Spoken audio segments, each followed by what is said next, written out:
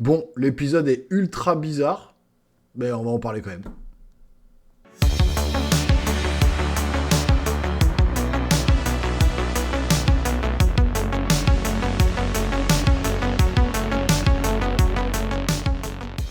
Bonjour les amis, bienvenue sur la chaîne. Aujourd'hui, on va parler de l'épisode 3 de la saison 3 de The Mandalorian.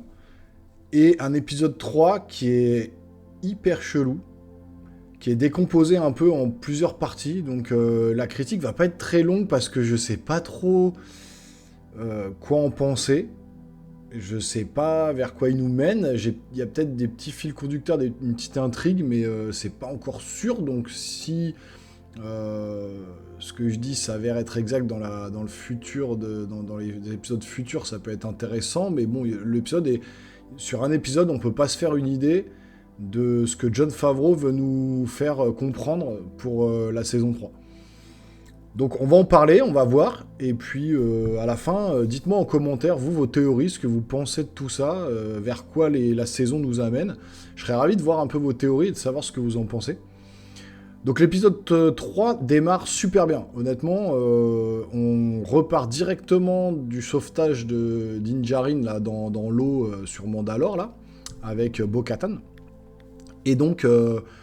ils reprennent le vaisseau pour partir en fait sur la planète de Bo-Katan et ils tombent face à des chasseurs thaïs qui les poursuivent. Donc grosse scène de combat aérien parce que c'est pas dans l'espace, du coup ils arrivent sur la planète de Bo-Katan, il y a des combats entre les falaises avec et le vaisseau de Bo-Katan et le vaisseau de Din Djarin, donc qui est hyper stylé. Franchement moi j'ai trouvé les combats hyper bien filmé et hyper stylé dans le style justement combat spatiaux. Et puis il y a même un petit clin d'œil, c'est pas un clin d'œil, mais un petit truc qui m'a fait sourire quoi. C'est que tous les deux, Bo-Katan et Din Djarin se sont baignés dans l'eau de Mandalore, donc ils sont tous les deux absous de leur péché, ils peuvent redevenir des Mandalorians. Et ils sont dans le vaisseau à un moment, ils parlent, ils sont là, telle est la voix, ils se le disent tous les deux, telle est la voix, telle est la voix. Et puis il y a Grogu derrière, on a l'impression qu'il essaye de dire telle est la voix, qu'il le dit tout bas que ça, avec un bruit à lui un peu déformé, on comprend pas tout à fait, mais j'ai l'impression qu'il essaye de dire telle est la voix et qu'il commence peut-être tout doucement à parler. Est-ce que dans les futurs épisodes, il va pas se mettre vraiment à parler l'humain, on va dire, l'homme, la langue humaine, quoi, parce que pour l'instant, c'est vrai qu'il parle pas. Donc là, je trouvais ce petit clin d'œil un peu sympa, c'était marrant. Et puis donc cette fameuse bataille aérienne là entre les vaisseaux thaïs et les vaisseaux de nos deux amis là. Et puis d'un coup, voilà, ça coupe, ils détruisent la planète de Bo-Katan, l'endroit où elle dormait, où elle vivait. Et puis ils partent ils partent dans l'espace, en hyperespace. Hop, terminé, ellipse, et on passe sur deux personnages qu'on n'a jamais vus. Alors des personnages qui sont du nouvel empire, du nouvel ordre entre guillemets quoi, la nouvelle république, qui normalement doit être amené, qui doit devenir le nouvel ordre dans l'épisode 7, donc il y a vraiment ce lien entre l'épisode 6 et l'épisode 7, puisqu'on est vraiment entre les deux. Et puis on fait la connaissance de deux personnages, un personnage qui est un généticien qui pourrait qui tourne autour de l'ADN et qui a des facultés de cloner n'importe quelle personne vivante. Il explique ça devant une espèce de conférence, etc., dans une grande salle. Et il fait partie, lui, et une seconde personne, une femme, une ancienne qui fait partie une ancienne soldat ou une ancienne personne qui faisait partie de l'Empire galactique, donc dans les épisodes 4, 5, 6, là. Et donc, il y a un espèce de système de réinsertion de ces soldats-là, qui, l'Empire est tombé, mais ils vont pas mettre tout le monde en prison, donc ils essayent de réinsérer toutes ces personnes, et notamment ces deux personnes-là, qui vont commencer à se connaître, qui vont se faire confiance, qui vont aller dans un vaisseau de l'Empire, un des anciens vaisseaux de l'Empire, pour aller récupérer du matériel médical. Et ce chercheur-là en génétique va se faire trahir par cette fameuse femme-là, cette fameuse jeune femme. Et puis il va se faire lobotomiser le cerveau. Donc on comprend pas trop vers où. C'est là que vraiment j'ai été étonné, j'étais devant l'épisode. Je me dis, bon, on voit le Mandalorian, la série s'appelle The Mandalorian quand même. Donc on voit The Mandalorian. Je parlais dans les épisodes précédents justement qu'on voyait pas trop de politique, que c'était vraiment le côté action du truc. Là, il a vraiment pris le parti de couper le côté action de la série pour nous exposer cette fameuse parenthèse entre un chercheur génétique et une trahison avec une autre femme qui faisait partie de l'ancien empire, qui était avec Moff Gideon, le Black là dans les épisodes précédents, avec son épée noire là qu'il y avait dans la saison précédente. Et puis il y a cette espèce de trahison pour finalement revenir à la fin de l'épisode sur le Mandalorian et Bo-Katan, donc Din Djarin et Bo-Katan, qui arrivent sur la planète où il y a l'espèce d'armurière là, de Mandalore, et qui constatent qu'ils sont tous les deux baignés dans l'eau de Mandalore, et donc du coup leur dit qu'ils peuvent être réintégrés complètement et redevenir des Mandalorians tous les deux.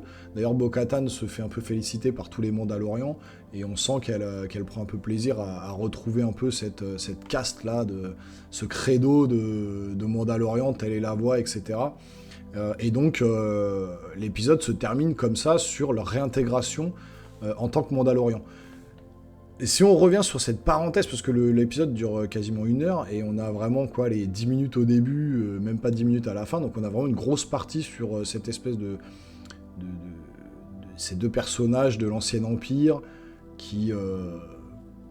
qu'on suit, mais on s'attache pas à eux, on sait pas vraiment qui c'est. Est-ce que ce généticien-là, en question, on nous amènerait pas, parce qu'il parle vraiment de clonage, donc il parle vraiment qu'il est spécialisé dans le clonage.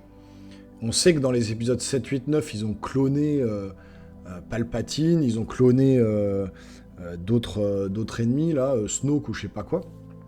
Et est-ce que ce serait pas ce généticien-là qui amènerait justement le clonage de Palpatine, qui nous amènerait aux épisodes 7, 8, 9 dans la continuité des films Star Wars, etc. Est-ce que ce passage-là, cette passerelle entre la série et les films, se ferait pas par rapport à ça, voilà, le généticien qui parle d'ADN, qui parle de clonage, et est-ce que ça serait pas le fil conducteur, justement, vers ce clonage de Palpatine, qui n'a jamais vraiment été expliqué dans les épisodes 7, 8, 9, et donc qui pourrait amener justement à faire le lien entre la série de Mandalorian et les films, et donc ce lien de Star Wars qu'il y aurait entre les deux. C'est une piste à étudier, je sais pas si c'est la bonne. Vous me direz en commentaire ce que vous en pensez, est-ce que vous avez d'autres théories, d'autres pistes. Enfin, en tout cas, un épisode vraiment étonnant, bizarre. C'est pour ça que j'ai nommé ça bizarre sur ma miniature, parce que c'est le ressenti que j'ai eu. C'était bizarre quand je regardais l'épisode, j'ai kiffé le début, j'ai dit waouh, putain, les batailles spatiales, enfin les batailles dans les espèces de gouffres là, au-dessus de l'eau et tout. J'ai trouvé ça hyper stylé, avec Din Djarin qui saute du vaisseau pour aller récupérer le sien, et puis il y a bataille de 2 vaisseaux amis, on va dire, contre les TIE Fighters et les intercepteurs TIE. Donc j'ai trouvé ça hyper stylé. Après, il passe en vitesse lumière, et boum, on passe sur 2 personnages qu'on connaît pas. Étonnant, et puis voilà, ça parle d'ADN, il y a une trahison, Ancien Empire, Nouvel Ordre, Nouvelle République, donc on sent qu'il y a ce côté politique, on veut nous amener cette fameuse Nouvelle République qui est en devenir, quoi, par rapport au film qu'on connaît, qui sera par ailleurs après le Nouvel Ordre, mais du coup, voilà, l'épisode n'en dit pas plus que ça, on nous laisse un peu sur un suspense, et puis un mode, voilà... lancez-vous dans les théories, c'est un peu l'idée que ça donne. C'est pour ça que c'est hyper bizarre.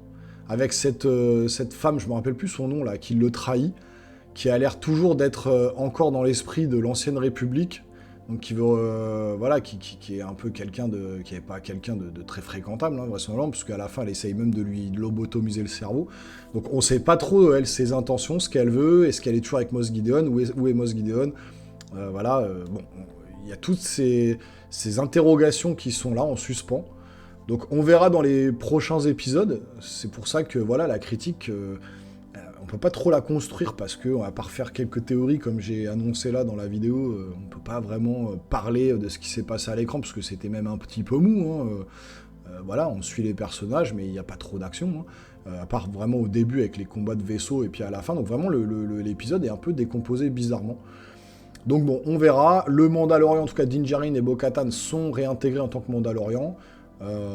Ils sont toujours aussi balèzes. Grogu commence un petit peu à parler, donc il y a une petite évolution. Et puis il y a voilà, ce petit passage sur Coruscant. Donc sympa, hein, les décors sont vraiment sympas, c'est bien filmé, les effets spéciaux toujours aussi bons. On prend plaisir quand même à suivre l'épisode, mais pas aussi percutant que les deux autres. Donc on verra dans les prochains épisodes si ils étendent un peu l'intrigue comme ça, si ça va vraiment mener à quelque chose. En tout cas, j'avais peur que ce soit que effectivement une série sur des bases de mission, action et rien d'autre, mais vraisemblablement il y a une intrigue qui va se développer, donc on verra dans les prochains épisodes ce que ça va donner. J'ai hâte de voir. Donc dites-moi en commentaire, vous, encore une fois, ce que vous en avez pensé. Si vous avez des théories à amener, je serais ravi d'en discuter avec vous. Si vous n'êtes pas abonné, abonnez-vous, lâchez des pouces, ça fait toujours plaisir. Nous, on se revoit très rapidement sur une nouvelle vidéo, les geeks. Portez-vous bien, ciao ciao.